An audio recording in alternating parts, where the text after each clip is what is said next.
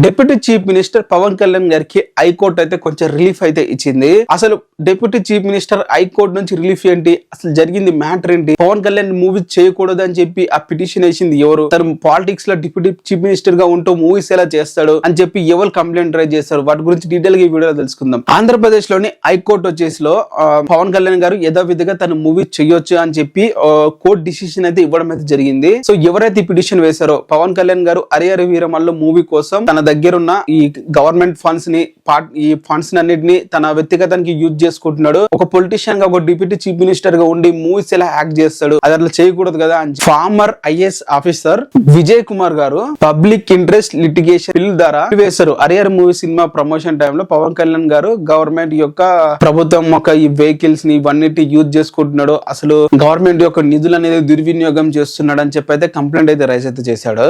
ప్రభుత్వ పదవిలో ఉన్నవారు అటు మూవీలో యాక్ట్ చేయకూడదు అని చెప్పి ఎటువంటి చట్టాలు లేవని చెప్పి అయితే కోర్టు అయితే చెప్పింది. ప్రభుత్వం యొక్క అధికారాన్ని దుర్వినియోగం చేసుకుంటున్నాడు అని చెప్పి పవన్ కళ్యాణ్ మీద ఎటువంటి ఆధారం లేకపోవడంతో కోర్టు అయితే ఈ కేసుని అయితే కొట్టేసింది. సో ఈ తీర్పుతో పవన్ కళ్యాణ్ గారు సినిమాలు చేయడానికి ఎటువంటి ఇబ్బందులు అయితే లేవని చెప్పాలి. ఇప్పుడు యథావిధిగా తన కొత్త మూవీని అయితే స్టార్ట్ అయితే చేయొచ్చు. సో ఇది హైకోర్టులో జరిగిన డ్రామా. ఈ తీర్పు వచ్చేసిన తర్వాత ఇప్పుడు తను యథావిధిగా మూవీ చేసుకోవచ్చు, అలాగే ప్రజలు కూడా సేవ్ చేసుకోవచ్చు. ఏమంటారు దీని మీద కింద కామెంట్ చేయండి.